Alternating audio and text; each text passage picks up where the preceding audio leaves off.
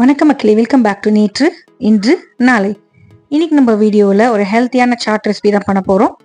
இந்த ஹெல்த்தியான சாட் பண்ணுறதுக்கு இன்னைக்கு நம்ம கருப்பு கொண்டக்கடலை தான் யூஸ் பண்ண போகிறோம். கருப்பு கொண்டக்கடலையை முன்னாடி நாளே ஒரு ஓவர் நைட் நல்லா தண்ணியில் சோக் பண்ணி வச்சுட்டிங்கன்னா உங்களுக்கு டக்குன்னு இந்த சாட் ரெடி ஆகிடும். இது ஒரு ஆயில் ஃப்ரீ ரெசிபி, ஸோ டயட்டில் இருந்தால் கூட நீங்கள் சாப்பிட்லாம். இந்த சாட் ரெசிபி நான் எப்படி பண்ணங்கிறத பார்க்கறதுக்கு முன்னாடி நம்ம சேனலுக்கு நீங்கள் ஃபர்ஸ்ட் டைம் வரீங்கன்னா மறக்காமல் சப்ஸ்கிரைப் பண்ணுங்கள். இப்போ வாங்க வீடியோக்குள்ளே போகலாம்.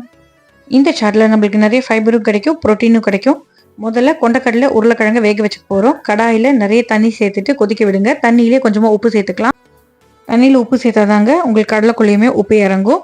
கொண்டக்கடலை கூடவே நான் ஒரு பெரிய சைஸ் உருளைக்கிழங்கு தோலை சீவிட்டு நல்லா கட் பண்ணிட்டு சேர்த்துருக்கேன். இது கொதிக்கும் போதே உங்களுக்கு உருளைக்கிழங்கு வெந்துடும். ரெண்டுமே ஒரே சமயத்தில் தாங்க வெந்துது. உருளைக்கிழங்கு வெந்துருத்தா இல்லையான்னு ஒரு கட்டி விட்டு பார்த்தீங்கன்னா உங்களுக்கு தெரியும். கொண்டக்கடலை வெந்துருத்தா இல்லையான்னு ஒன்று எடுத்து நசுக்கி பாருங்கள். ஃப்ரீயாக உங்களுக்கு ஈஸியாக நசுங்கிடுத்துனா வெந்துருத்துன்னு அர்த்தம். வெந்த உருளைக்கிழங்கையும் கொண்டக்கடலையும் தனித்தனியாக எடுத்து வச்சுக்கலாம். இது கூடவே நம்ம நிறைய வெஜ்ஜி சேர்க்க போகிறோங்க. அதனால வெஜ்ஜி டிபார்ட்மெண்ட்டில் உருளைக்கிழங்கு போயிடும்.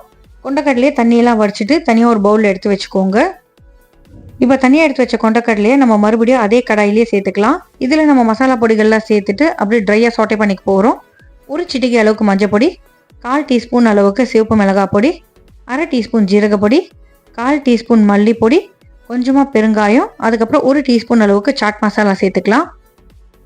கொண்டக்கடலையில் கொஞ்சம் தண்ணி இருக்கும் இல்லையா, அதெல்லாம் வற்றி இந்த பொடி கொண்டக்கடலையை கோட்டாகி ட்ரை ஆகிற வரைக்கும் நம்ம வதக்கிக்க போகிறோம். ஓவராக நீங்கள் சாட்டே பண்ணிட்டீங்கன்னா கொண்டக்கடலை ரப்பரி ஆகிடும். அதனால் பார்த்து ஒரு பக்குவமாக ஸ்டேஜ் வரும்போது ஆஃப் பண்ணிவிடுங்க. இந்த கொண்டக்கடலை அப்படியே இருக்கட்டும்ங்க. இந்த சாட்டுக்கு நம்ம ஒரு க்ரீன் பேஸ்ட் ரெடி பண்ணிக்க போகிறோம். இந்த பேஸ்ட் பார்த்தீங்கன்னா புளிப்பாக இனிப்பாக காரமாக நம்மளுக்கு சூப்பராக இருக்கும்.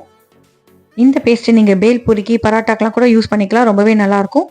இந்த க்ரீன் கலர் பேஸ்ட் பண்ணுறதுக்கு பிளெண்டர் ஜாரில் கொஞ்சமாக வாஷ் பண்ண கொத்தமல்லி இலைகள், எவ்வளோ கொத்தமல்லி எடுத்திருக்கீங்களோ அதுக்கு பாதி அளவுக்கு புதினா, ஒரு சின்ன துண்டு இஞ்சி, பாதி அளவுக்கு நான் பச்சை மிளகாய், ஒரு சின்ன துண்டு புளி, 3 பேரிச்சம்பழம், கொஞ்சமாக கருப்புப்பு, 1/2 டீஸ்பூன் வெல்லம், 1/2 டீஸ்பூன் ஜீரகப்பொடி, அதுக்கப்புறம் புளிப்புக்கு ஆம்ச்சூர் பொடி இல்லைன்னா ஃப்ரெஷ் மாங்காய் இருந்தால் அதுவுமே நீங்கள் கொஞ்சம் சேர்த்துக்கலாம். மேங்கோ சீசனில் ஃப்ரெஷ் மேங்கோ சேர்த்துக்கோங்க, சீசன் இல்லாத சமயம் ஆம்ச்சூர் பொடி சேர்த்துக்கோங்க. இது எல்லாத்தையும் தண்ணி சேர்க்காம குறை நரைச்சி எடுத்துக்கலாம். இப்போ நம்ம ரெடி பண்ணி வச்சுருக்கிற அந்த கொண்டக்கடலையை ஒரு பவுலில் சேர்த்துக்கோங்க. இதில் நம்ம நிறைய வெஜிடபிள் சேர்த்துக்கலாங்க, உடம்புக்கு ரொம்ப நல்லது. வெஜ்ஜி சேர்க்கும் போது நம்மளுக்கு ரொம்பவே ஃபில்லிங்காகவும் இருக்கும்.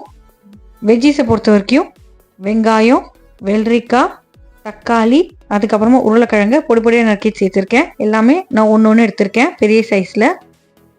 இது கூடவே 1-2 கேரட்டை நீங்கள் துருவிட்டு சேர்த்துக்கலாம். ஏன்னா கேரட்டை சாப் பண்ணி சேர்த்தோன்னா கடிக்கும் போது நம்மளுக்கு கஷ்டமாக இருக்கும். அதனால கேரட் மட்டும் நான் துருவிட்டு சேர்த்துருக்கேன். புளிப்புக்கு மாங்காய் சீசன் இருந்தால் பொடி பொடியாக நறுக்கின மாங்காய் சேர்த்துக்கோங்க, டேஸ்டியாக இருக்கும். தக்காளி, வெங்காயம், வெள்ளரிக்காய், உருளைக்கிழங்கு, கேரட், மாங்காய் இது எல்லாத்தையும் சேர்த்துட்டு நல்லா மிக்ஸ் பண்ணிக்கலாம்.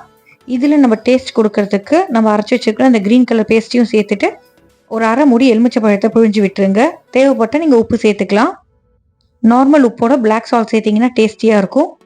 அவ்வளோதாங்க, ஈஸியான டேஸ்டியான ஃபில்லிங்கான நம்மளோட கருப்பு கொண்டக்கடலை சாட் ரெடி.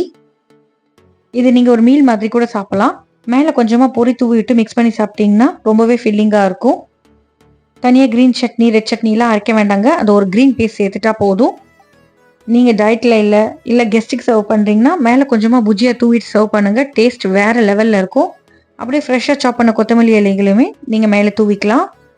இதே மாதிரி வெள்ளை பட்டாணியில் பண்ணால் கூட டேஸ்டியாக தாங்க இருக்கும். ட்ரை பண்ணி பாருங்கள், எப்படி வந்ததுங்கிறத எனக்கு மறக்காமல் கமெண்ட்ஸாக சொல்லுங்கள். நம்ம சேனலுக்கு நீங்கள் ஃபர்ஸ்ட் டைமாக வரீங்கன்னா லைக் பண்ணுங்கள், ஷேர் பண்ணுங்கள், சப்ஸ்கிரைப் பண்ணுங்கள். இன்னும் ஒரு நல்ல வீடியோவோட நல்ல ரெசிபியோட சீக்கிரமே சந்திக்கிறேன். Until then, take care, bye bye, have a great day, thanks for watching.